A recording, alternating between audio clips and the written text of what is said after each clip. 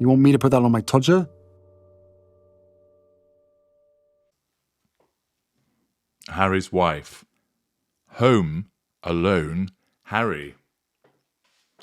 As Harry got so fed up with the way that he's being treated by Harry's wife that he decided he's going to branch out into the ever-popular franchise that invariably is always shown at Christmas time. Perhaps he's decided that he's going to emulate Macaulay Culkin and play the role of a small boy staying at home who outwits two hapless burglars after being left at home by his somewhat forgetful parents.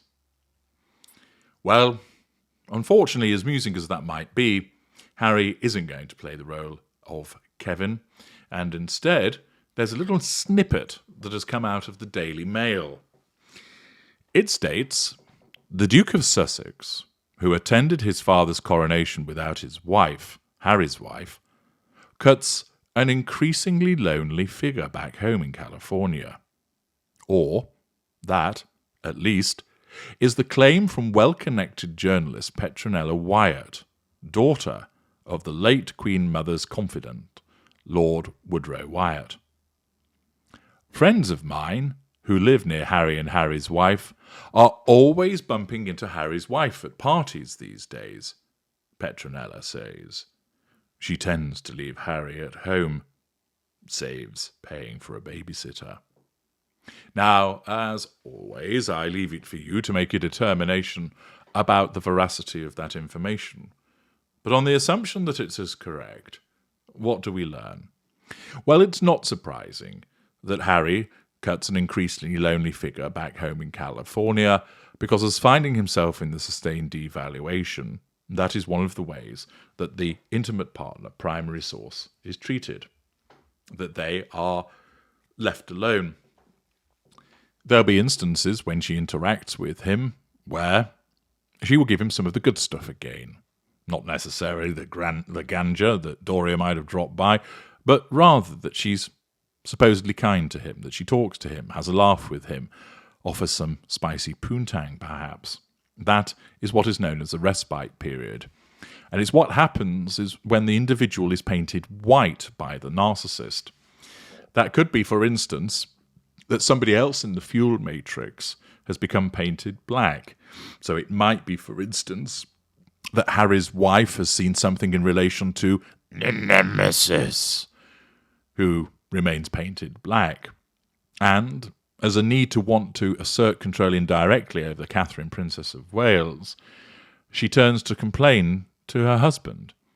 And in that instance, he becomes painted white again.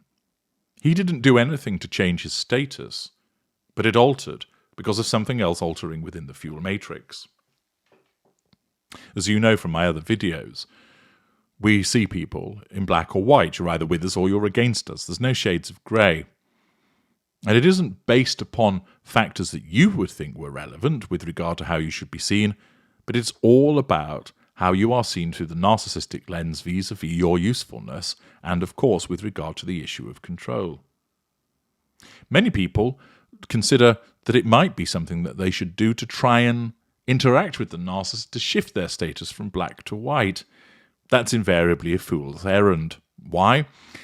Well, it can depend upon so many factors to whether you stay stuck as black, what else is going on in the fuel matrix, and even if you're there complimenting, showing that you're under control, that could still be viewed through the lens of black, and therefore you continue to be put down, thus ending up with more devaluing behaviour which troubles you and upsets you.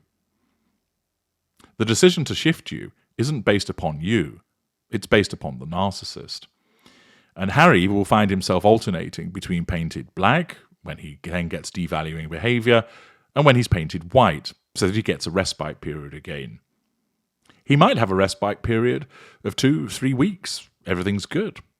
It might be that he has a respite period of 4, 5, or 6 weeks, slightly punctuated with odd devaluations here and there.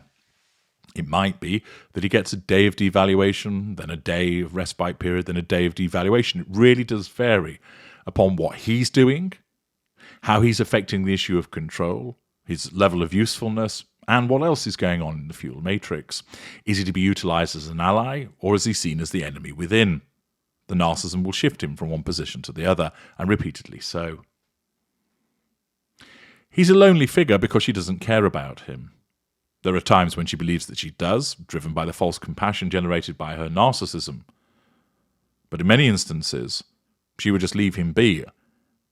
He almost fades from view because she's focused on something else.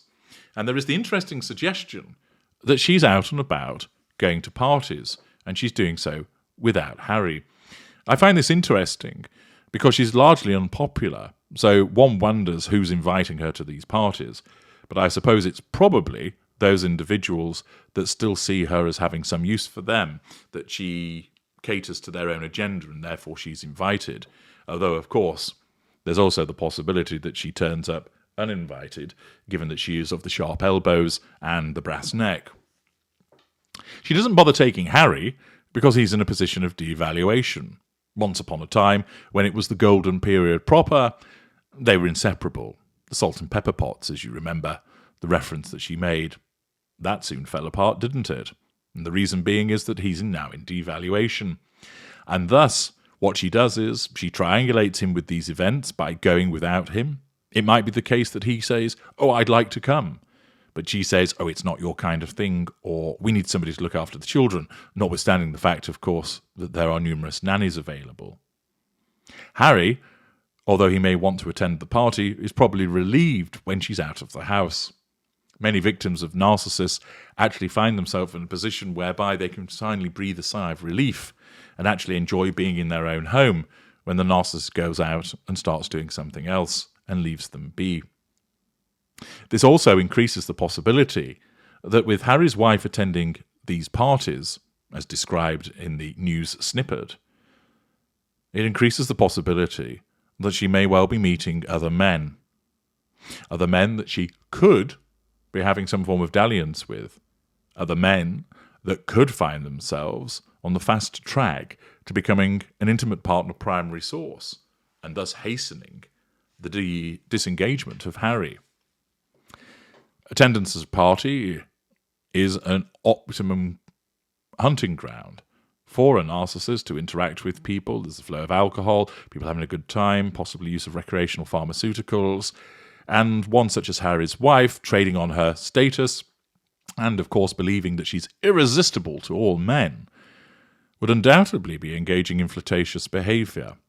Whether that will lead anywhere is another matter, but understand that she as a narcissist will indubitably be engaging in such behaviour, of flirting with people, of making eyes at them, as batting the old eyelashes, of being overly tactile, all part of the way that she would control them in the moment, but also the possibility of it leading to something more.